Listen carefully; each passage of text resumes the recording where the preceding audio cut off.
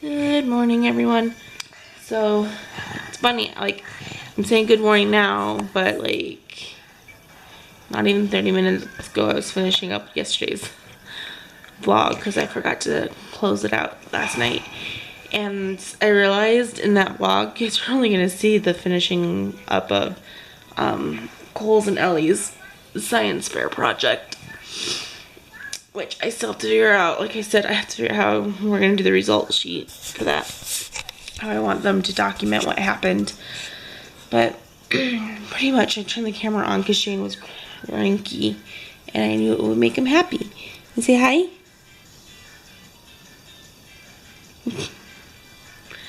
He seems to get into a better mood when I turn the camera on. The boys are in their bedroom coloring and I need to figure out what I'm eating for breakfast because we've been neglecting grocery shopping, so we really don't have anything. So, but that's kind of what's going on so far. You saying hi? Oh, and just letting you know, yesterday, I've uploaded Cole's video on their channel. Cole and Ira now have their own YouTube channel, and at least as of right now, the schedule is on Tuesday, a video of Ira's goes up where Ira loves board games and any kind of game. And so it's him kind of talking about how you play the game, whether or not he likes the game. And we'll see how long that goes because I really don't want to buy any new games for a while. So we're going to have to go through whatever we have in our closet. And then on Thursdays, and I'm really excited about this one. It's Cole, and he's doing like a story time kind of a thing. So this week he read the book Good Families Don't, and you really should go watch it. It's a good book. It's by Robert Munch, and it's the same guy who wrote I'll Love You Forever, but it's nothing like I'll Love You Forever. I'm going to tell you that right now. Nothing like that. And I really think if people start watching Cole's story time, he could do something. And don't tell Cole this, but this is actually like an educational thing for him. So it's getting him reading more, and it's getting him to start the beginning processes of analyzing a book, whether or not he liked it, whether he thinks it's a good literature book or not. So it's getting him thinking about what he read and his comprehension. So that's kind of tricking him into doing more school related things at home. So yeah, go check them out. I will hopefully I'll remember to put the link down below, but if not, the channel is called The Glass is Half Full Kids Corner, and you can just look it up. It has a picture of all three of the boys as their profile picture on it. So go check them out. Give their videos a thumbs up. They really want thumbs up. I mean, I like thumbs up for our videos and stuff like that, but they really want them. They really want the subscribers, and they really want to make this work. So go check them out, and I'll see you guys later. Hey everyone, so I'm actually dressed now, but I'm here in my bedroom getting ready to go to Cole's IEP meeting, which starts at like 1:15, so I have to leave in like 20 minutes or so. But I thought I'd give you a rare look at the beast over there. The beast. Who is working. You never see this. You never see him working. So there he is in the distance. As long as you don't see anything. No, the screen is completely whited out. The screen is completely whited out. But there he is, working. That's why you don't really see him very much during the day in our vlogs, and just kind of more at night, because he actually stays in our bedroom all day working, which is good. We need the monies. So I'm on my way to the IEP meeting. Yay. Hopefully we get things situated and things make sense in my head at the end of this, because I don't know if that's gonna happen, which is sad when like I'm studying to be a special ed teacher and I like know about IEPs, but I'm like, I have no idea what they're doing with my kid. No idea.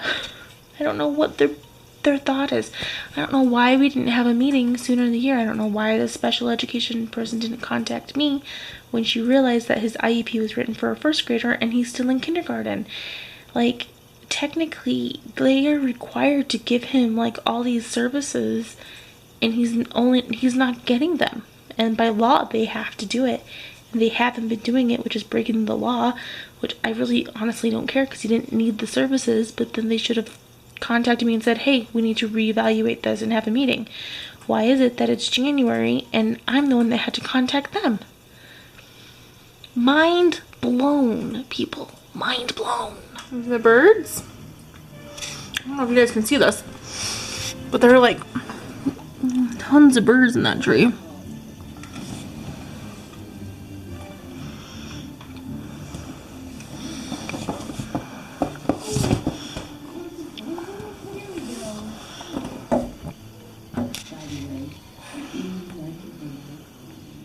Hey everyone, I'm sitting here doing homework, and I figured I'd close out the vlog like I'm supposed to, and kind of talk about Cole's IEP meeting. It went pretty well. He is getting he's, I don't know how to put it, he's classified as something different now on his IEP, because he's just getting speech. Speech, and he's getting social skills kind of a thing. It's hard to explain. So what happened was I went in and I was talking to them, and we all agreed that he does not need any academic support, because he is like the top in his class. Like, he's legit the top student in his class, academic wise. So we agreed that he didn't need to receive services for academics anymore. Speech, on the other hand, there's a few, his SH sound, which he's getting pretty good, and then his L sounds are atrocious. If you watch his video of him reading, I mean, it sounds really cute, but he tries to say the word ridiculous, and it sounds really cute, but he's not getting the L sound in it. There's also the blended sound, the TH sound, but I guess that comes more to like a later date, but he has a hard time with that one too. So we agreed that we needed to keep him in speech, and so he'll continue his speech. And we put on there that he will receive these services between 30 and 45 minutes a week. And we said 45 minutes because this IEP is going to transition with him to first grade, and so they might pull him out for 45 minutes a week, and that could be 2 different days, or that could be just one session that's 45 minutes. I would think that they could possibly even split it up into like 3 days, 15 minutes each. They can split it up however they want. But after we got done talking about that, we were discussing his behavior and how Cole is very emotionally unstable.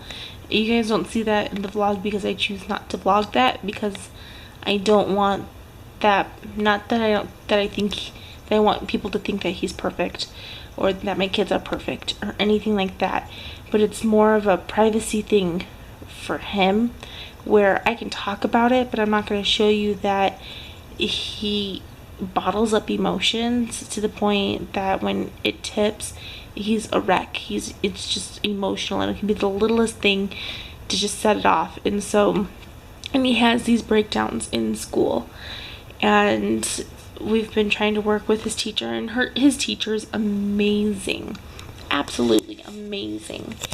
And we have in place some essential oils in the classroom to kind of help him calm down if he needs that, or if he needs to be a little bit more focused on something, or just if he's hyper and you can tell that he's like getting spastic. So there's different oils in place that are there in the classroom to help him, and his teachers are starting to recognize his triggers and the way he acts before he's about to have an emotional breakdown. And so they're able to bring the oils to him and say, hey, do you need any of these? And that helps. But because it's mostly social interactions that are triggering this, we agreed that along with speech, we were going to give him kind of social questions to think through, and it could happen during his speech time where they'll be like, okay, you're getting in line and you're not the first person in line, and so you're gonna have to like how will you react to that? Or you're at the park and your friends are playing with somebody else, and you need to find how will you react to that situation. So how do you react to different social situations? You're not called on to answer a certain question in class. How are you supposed to react to that? Just different social situations. And so they're going to added that to the IEP, so now they're required to do those social situations. And I remember reading about it, like I remember when I went to UVU, I took a special education class, and we talked about social books and how you can create like a social book for a student, and I could probably even talk to them about it, saying, a social story. So we can write a story about, this is what you do in this situation, go over that story with him, so in his mind he'll be prepared if something like that happens. So that's kind of where the IEP meeting fell, and it was good. And I was telling them, I'm like, I called this meeting because it needed to have like an IEP, which is I don't think I've ever said this, it's IEP stands for Individual Education Plan. So, and this is a legal document. So whatever's in the IEP, the school is required to do. So if it said that Cole was to receive a service where he would get 30 minutes of time to just run around the classroom and act crazy, if it was in the IEP, they'd be required to follow that. That would never happen. But whatever's in an IEP, a school legally has to do it, or they can get into big trouble. So last year he was in kindergarten, so he's repeating kindergarten this year. So at the end of last year, when we had his IEP meeting, his goals were put in place as if he was going into first grade, because that's what was going to happen. Well, then we moved to Logan, and I heard a lot of things about the public school, most of them not so good things about the public school. And then I heard about this other school, which is where he's going, and how it's wonderful and everything. So I went in to try to sign him up, and there were no first grade positions available. So I knew that there were kindergarten positions available, and so we talked long and hard with my husband. We prayed about it and everything, and we felt like, we should put him back into kindergarten.